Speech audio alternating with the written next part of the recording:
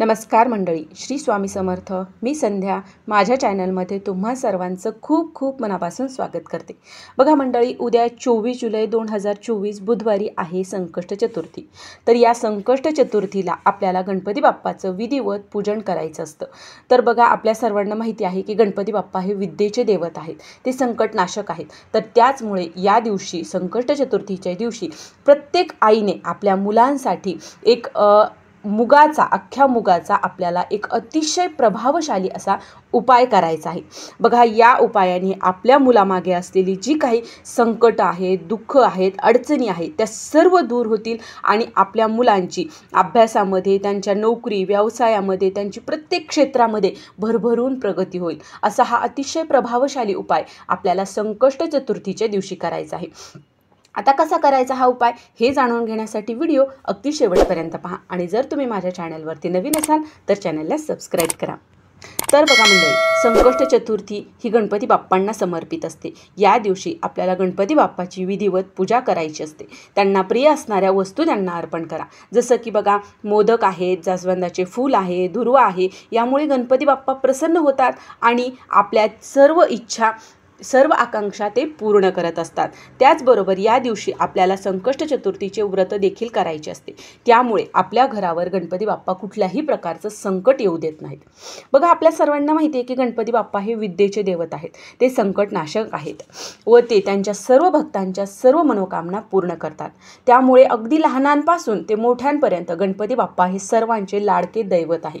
त्यामुळे या दिवशी अनेक जण वेगवेगळे उपायही करत असतात आणि यामुळे गणपती बाप्पा प्रसन्न होतात आणि आपल्या सर्व मनोवांछित इच्छा ते पूर्ण करतात.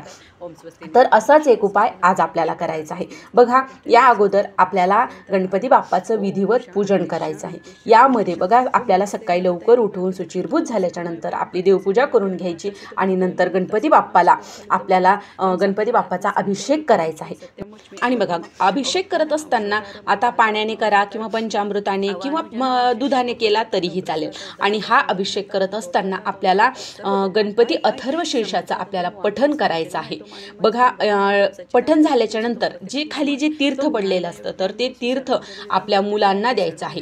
यामुळे आपल्या मुलांच्या बुद्धीचा विकास होत असतो, त्यांच्या बुद्धीची वाढ होत असते, त्यांचा चिडचिडपणा, हट्टीपणा तो कमी होत असतो. त्यामुळे हे तीर्थ मुलांना अवश्य द्यायचं आहे. नंतर गणपती बाप्पाची मूर्ती पुसून घ्यायची, ती देव्हाऱ्यात ठेवायची, त्याला हळद, कुंकू, अक्षदा, धूप, दीप, लाल फूल, दुर्वा अर्पण करायच्या. आणि त्याच्या अगोदरच्या दुर्वा आपण 21 दुर्वा अर्पण करणार आहोत. तर त्या दुर्वा हातात घेऊन परत आपल्याला एक वेळेस गणपती स्तोत्र आणि एक वेळेस गणपती अथर्व शीर्षाचा आपल्याला पठण करायचं आहे. नंतर ती दुर्वा आपल्याला मुलांना म्हणजे सांगायचं आहे की गणपती बाप्पाला अर्पण कर.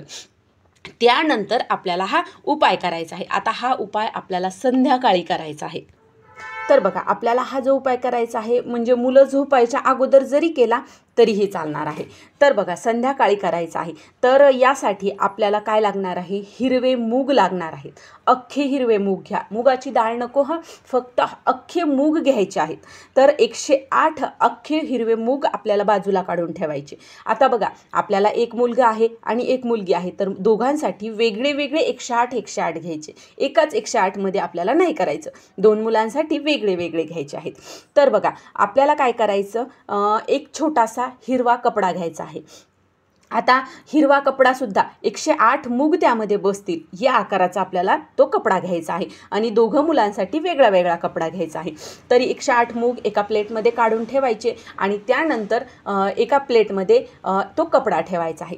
त्यानंतर आपल्याला हा उपाय करायचा आहे. आता हा उपाय का करायचा आहे हे अगोदर जाणून घेऊया. तर बघा मंडळी, आपल्या मुलावर जर खूप सतत एक झालं की एक सतत संकट येत आहेत, आजारपण येत आहे, त्यानंतर त्यांच्या मागचे दुःख हे संपतच नाही आहे, तर अशा वेळेस तुम्ही हा उपाय करू शकता. बघा, तुमच्या मुलांना खूप अभ्यास करतात पण त्यांना म्हणावे तसे मार्क्स येत नाही आहेत, त्यावेळेस तुम्ही हा उपाय करू शकता. बघा, कधी लहान मुलं आहेत जी खूप सतत किरकिर करतात, सतत चिडचिड करतात, हट्टीपणा करतात, त्यांच्यासाठी सुद्धा तुम्ही हा उपाय करू शकता. त्यानंतर बघा, कधी आपली मोठी मुलं आहेत ज्यांना मनासारखी नोकरी मिळत नाही आहे, पाहिजे तसं यश त्यांना मिळत नाही आहे, त्यावेळेसुद्धा तुम्ही हा उपाय करू शकता. बघा, अतिशय प्रभावी असा हा उपाय आहे. अगदी लहानांपासून ते मोठ्यांपर्यंत प्रत्येक मुलासाठी आईने हा उपाय करायचा आहे. बघा, आता आईला काही अडचण असेल तर घरात मावशी असते, आजी असते, काकू असते, त्यांनी जरी केला तरीही चालेल. तर आपल्याला काय करायचं आहे, आता एका प्लेटमध्ये आपण 108 मूग घेतले आहेत, एका प्लेटमध्ये आपण कपडा ठेवलेला आहे. तर हे देवासमोर ठेवायचं, आसन घेऊन बसायचं, धूपदीप लावायचा आणि नंतर एक मूग आपल्याला हातात घ्यायचा आहे. ओम गंग गणपतये नमः म्हणायचं, ते मूग त्या कपड्यावर ठेवायचा. परत ओम गंग गणपतये नमः म्हणायचं, परत तो मूग त्या कपड्यावर ठेवायचा. असं आपल्याला 108 वेळा ओम गंग गणपतये नमः असं म्हणायचं आणि ते 108 वेळेस ते मूग म्हणत 101 मूग आपल्याला त्या कपड्यावर ठेवायचा आहे. अशा प्रकारे आपल्याला हा उपाय करायचा आहे. आणि दुसऱ्या मुलासाठी वेगळं 108 वेळा आपल्याला हा मंत्रजाप करायचा आहे.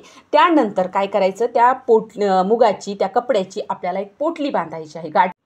नंतर आपल्याला ती पोटली गणपती बाप्पाच्या समोर ठेवल्याच्या नंतर गणपती बाप्पाला प्रार्थना करायची आहे आणि आपल्या मुलाबद्दल जी काही त्यांची दुःख आहे, त्यांची संकट आहे, जे काही त्यांचं आहे ना, ते गणपती बाप्पाला आपल्याला बोलून दाखवायचं आहे.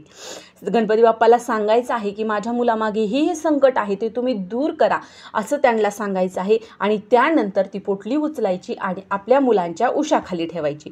आता बघा, जर तुमची मुलं बाहेरगावी राहत असतील शिक्षणामुळे, इतर काही कारणामुळे, तर काय करायचं, तर अशा वेळेस आपल्या मुलांची एखादी तरी वस्तू आपल्या घरामध्ये असते, जसं की त्यांचा शर्ट आहे किंवा त्यांच्या एखादी वस्तू आहे, स्टडी टेबल वगैरे तुम्ही त्यामध्ये ठेवू शकता. शर्ट वगैरे असेल तर त्यांच्या खिशामध्ये सुद्धा ही वस्तू, ही पोटली तुम्ही ठेवून द्यायची आहे. नंतर दुसऱ्या दिवशी म्हणजे गुरुवारी सकाळी लवकर उठून सुचिरभूत झाल्याच्या नंतर गणपती बाप्पाच्या मंदिरामध्ये जायचं आणि तिथे गणपती बाप्पाचं विधिवत पूजन करायचं आणि नंतर ती पोटली गणपती बाप्पाच्या चरणाशी अर्पण करायची. अर्पण केल्याच्या नंतर नमस्कार करून परत गणपती बाप्पांना आपली जी काही इच्छा आहे, मुलांबद्दल असो, काहीही असो, ती गणपती बाप्पाला सांगायची, नमस्कार करायचा आणि नंतर घरी यायचं आहे. आणि ते जी मूग आहेत, पोटली आहे, ती तिथेच ठेवायची. घरी आपल्याला काहीही घेऊन यायचं नाही. तर असा हा अतिशय प्रभावी उपाय आपल्या मुलांसाठी, प्रत्येक आईने आपल्या मुलांसाठी हा उपाय करायचा आहे. बघा, यामुळे तुमच्या मुलामागे असलेली जी काही संकट आहे, दुःख आहे, ती सर्व दूर होतील आणि त्यांची नोकरीमध्ये, व्यवसायामध्ये, प्रत्येक क्षेत्रामध्ये त्यांची भरभरून प्रगती होईल. असा हा उपाय आहे. नक्की तुम्ही या संकष्ट चतुर्थीला करून बघा, याचा फायदा तुम्हाला नक्की होईल. तर ही छोटीशी माहिती होती जी मला तुमच्यापर्यंत पोहोचवायची होती. जर तुम्हाला हा व्हिडिओ आवडला असेल तर व्हिडिओला लाईक करा, जास्तीत जास्त लोकांपर्यंत हा व्हिडिओ शेअर करा आणि माझ्या चॅनलला सबस्क्राईब करा. श्री स्वामी समर्थ.